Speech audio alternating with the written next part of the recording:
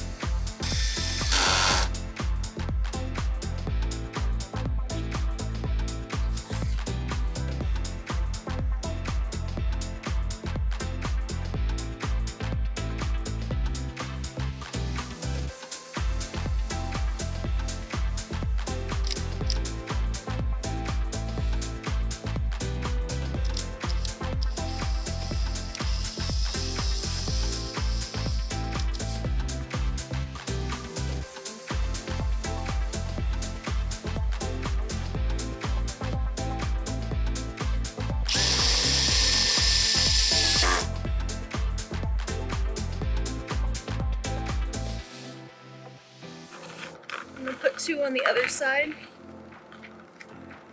to hold it up.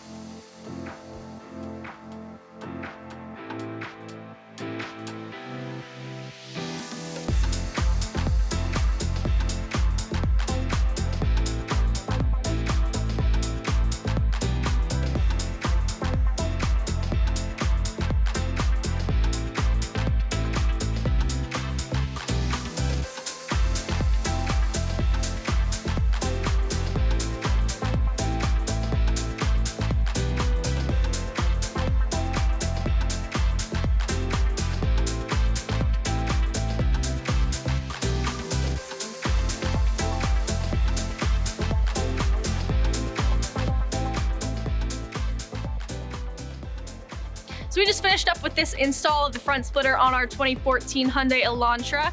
We decided to leave the splitter rods off of this vehicle due to the fact that the car is a daily driver. It didn't really need any additional support from the front end there.